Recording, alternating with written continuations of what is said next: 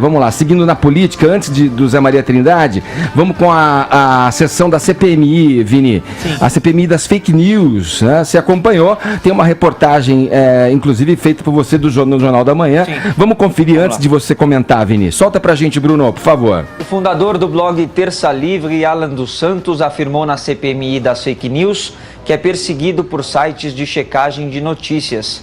Ele é investigado pela prática de divulgação de matérias falsas e hostilidade contra jornalistas e autoridades. Entre as reportagens apresentadas na comissão estão, por exemplo, a notícia de que o petista Fernando Haddad teria uma ligação com uma quadrilha na Bahia e a notícia de que o jornalista Glenn Greenwald do Intercept teria sofrido um infarto por consumo excessivo de drogas. Alan dos Santos alegou que existe falta de interpretação de texto sobre as matérias publicadas pelo Terça Livre. Obrigado pela oportunidade de vir aqui esclarecer esses inúmeros ataques de notícias falsas feitas por empresas milionárias, né, que têm um volume e um alcance maior que o meu. Todos nós sabemos da crise intelectual que o Brasil vive hoje. A incapacidade das pessoas de ler, escrever é muito grande, o índice de analfabetismo funcional é elevadíssimo. Só que nós estamos imersos num lamaçal de deserto de ideias. Pessoas que não sabem ler e escrever, que quando nós noticiamos alguma coisa que alguém disse, quer atribuir isso ao portal. E isso é matar a imprensa. Alan dos Santos também usou a prerrogativa do sigilo da fonte para a publicação de notícias e afirmou que os alvos das matérias são os únicos com legitimidade para cobrar esclarecimentos. Questionado pelo deputado Rui Falcão do PT, o blogueiro negou que ele e a empresa sejam financiados com dinheiro público e se dispôs à quebra do sigilo fiscal. Sua empresa foi contratada por algum gabinete parlamentar? Não. O senhor disse que paga imposto sobre doações. Sim. Quem são os doadores? Então, são muitos. Tem algum parlamentar que faz doação? Não, infelizmente. Quais os empresários fizeram doação? Nenhum. A média mensal? A média mensal, $5.000. Com esses $5.000, o senhor faz frente a todas as despesas da sua empresa? Não, porque eu tenho outras fontes de receita. Quais são? Tá aqui, ó. Vou mostrar para o senhor. O senhor quer dar uma lida? Não. Eu quero que o senhor disponibilize... Não, eu vou falar... O seu sigilo bancário e fiscal. Mas eu já falei que vou disponibilizar. Não. Já foi. O senhor mostrou isso, não é o sigilo bancário e fiscal. Eu falei? O senhor vai assinar a declaração aqui disponibilizando. Sim. Alan dos Santos também afirmou que trabalhou apenas como voluntário na campanha presidencial de Jair Bolsonaro. Em depoimento à CPMI na semana passada, o deputado Alexandre Frota, do PSDB, chamou o blogueiro de chefe da milícia e disse que ele ativa seguidores nas redes sociais a promoverem linchamentos de adversários do governo federal. O fundador do Terça Livre negou as acusações e disse não fazer parte do chamado Gabinete do Ódio, grupo formado por servidores do Palácio do Planalto, acusado de divulgar notícias falsas e contribuir para a radicalização da política. Alan explicou ainda que conseguiu uma credencial de acesso à Câmara dos Deputados por meio da Secretaria-Geral da Mesa da Casa. Vamos lá, Vini, seu comentário aí. Rápidas observações, tá? Essa história da credencial é porque ele mesmo até gravou um videozinho dele entrando lá na Câmara com um crachá e ele entra para fazer o trabalho dele também. Ele fala que ele é jornalista, não tem um diploma, mas exerce, né, a função de jornalista. E aí foi questionado se ele recebeu essa credencial de algum parlamentar, se alguém liberou a entrada dele. Ele falou que não, que ele conseguiu por esse meio aí com a Secretaria da Casa. Isso pode ser que seja investigado a partir de agora. E mais, uma resposta meio assim, porque eu sou fumante, aí não precisava ficar me reapresentando toda vez que eu saísse para fumar. Uma segunda observação, Edgar.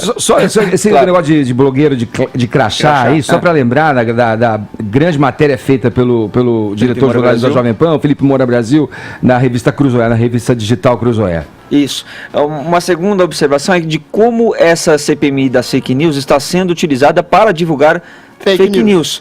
não só pelos próprios depoentes, como pelos próprios parlamentares também que estão ali sabatinando. O Adriles trouxe aqui, esses dias, a fala do Alexandre Frota, que na sessão anterior levou lá um tweet fake do Olavo de Carvalho. Alexandre Frota, aliás, Vini, que já publicou uma foto de uma suposta mansão na qual o Alan Santos viveria e seria paga por Eduardo Bolsonaro. O Lobão também chegou a dizer a mesma coisa. Ele nega essas informações. Aí o Alan dos Santos ontem também traz uma informação de que no porto de Mariel, Brasil e Cuba comercializariam armas nucleares. Enfim, então assim, a CPMI das fake news está espalhando fake news. Pois é. Né? E a terceira observação, Edgar, é do despreparo descomunal da oposição ao lidar com este tema. Indagá-lo ali, né? Então assim, parece que a esquerda realmente não entendeu nada do que aconteceu até agora, não entende nada sobre como que é essa estrutura, esse mecanismo de fake news, e estava lidando ali com um professor, com um mestre, né? Então o Alan dos Santos ontem deitou e rolou em cima destes deputados, porque ele sabia muito bem do que ele estava falando ali. Então ele levou aquele lado um pouco dissimulado, um pouco debochado, né? E acabou durante mais de 5 horas empurrando com a barriga ali todas as perguntas que iam sendo feitas para eles. Vou trazer um exemplo aqui, por exemplo, do David Miranda, o deputado do PSOL, que deveria ser o maior interessado, porque o marido dele, o Glenn Grant, é alvo de uma das fake news aí do Alan dos Santos, e olha só como que ele questiona, como que ele faz as perguntas pro Alan dos Santos. Parece que ele acabou de receber um papel lá que não sabia nada e foi lá para a sessão. Vamos ver. De novembro, o senhor falou em seu Twitter, na CPMI da Fake News, PT e a Globo serão descartados na primeira oportunidade. O que está em jogo é a proximidade do Brasil com os Estados Unidos, que é uma ameaça ao BRICS, Rússia, China... BRICS, Rússia e China querem impor a mesma lei que usam em seus países, a internet soberana, em nome da segurança cibernética. O senhor poderia explicar melhor essa declaração? Quer dizer que nós estamos a serviço da China? Estamos nos acusando de algo? Está nos acusando de algo? O sujeito da frase é? Você? Não. O sujeito da frase que eu escrevi. Você, nós, do Brasil. Não. Então assim, veja, só para terminar, Adriles, então assim, a esquerda ela precisa se preparar melhor, gente, tá? Principalmente com relação a um tema que custa caro, a um tema que está aí e um tema que influencia e muito as eleições. E com vasto material para indagá-lo à altura, para colocá-lo contra a parede. Uma parte, assim, não é só aqui, tá? Que o pessoal também parece desconhecer tudo que diz respeito à internet. Quando o Mark Zuckerberg foi lá depor, lembra? Os congressistas americanos, pessoas, né, gringas, eles também mandavam cada pergunta que o próprio Zuckerberg fala, mas senhor... Tipo, o quê? Né? Então é verdade, as pessoas precisam se preparar para isso. E aí? Eu acho que a CPI sempre foi, nunca teve um efeito muito prático na história das CPIs, né? Sempre foi uma maneira de instrumentalizar algum ambiente político, um palco teatral sem efeito prático e efetivo, onde ganha mais quem interpreta melhor. E o Alan deu um show de interpretação, fake ou não, ele desprezou e humilhou, de certa forma, os parlamentares que o estavam indagando. Agora, essa CPI das fake news, ela perdeu completamente o foco, se é que ela teve algum dia um foco preciso. Ela discutiu, ontem mesmo o Vini estava contando, discutiu terra plana, o Frota levou esses dias uma fake news óbvia de um falso do tweet do Olavo de Carvalho. Tive com uma fala de um deputado, desculpe, dizendo assim, mas se a terra for plana, qual que é o problema? Exato, olha só que tipo de discussão estapafúrdia. Agora, filosofando um pouco mais, o que é exatamente a definição de uma fake news? Um meme é fake news? Uma ofensa, um desaforo seria uma fake news? A Folha fez uma matéria seríssima, dia desses, sobre um meme dos filhos do Bolsonaro, que agora me foge o nome, acho que foi o Carlos, que ele fazia um meme da Greta Thunberg comendo sanduíches em meio a uma população de pobres na Suécia, e ela diz que isso é fake news. Você percebe? Isso, de certa forma, desmerece o próprio princípio da CPI.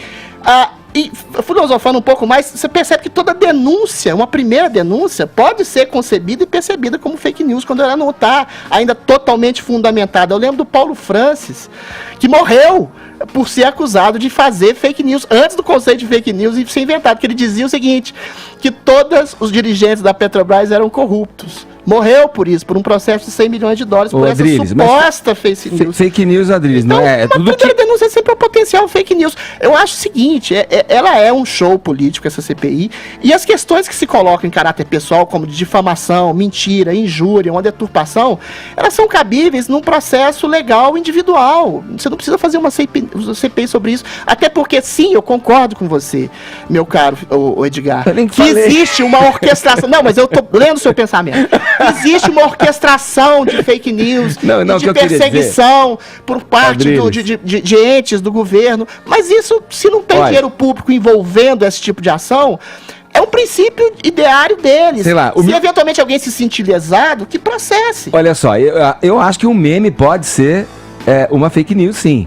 A fake news, ela parte da premissa de que se você tem um desvio da verdade do fato, numa deturpação de uma coisa, porque a fake news ela tem essa característica, né? Ela tem a característica de fazer algo parecer real, tem algum dado ali que é real, só que ela leva o espectador, ou enfim, ou quem está na mídia, a acreditar numa mentira. Tipo a matéria da Globo que associou o Bolsonaro ao assassinato da Marielle, invertendo os fatos. Tipo tá um meme. É muito vago. Não, tipo o meme que você citou da Greta Thunberg, ali no vagão do trem, comendo com a foto dos famintos atrás. Aquilo é um meme. Piada. É um meme fake news. Para ser mais específico. Sim, mas é propositadamente propagado, um fake news. Propagado pelo filho do presidente, essa no caso história do Porto de Mariel, quem vai lá ver a reportagem da Veja, a reportagem da Veja traz que foram ali trocadas armas, não fala em nenhum momento em armas nucleares, né, armas para mísseis que foram enviados para a Coreia do Norte. Então, quer dizer, o cara pega de um fato, ele inventa uma mentira. Ele criou uma fake news na CPI da fake news. Vamos seguir adiante.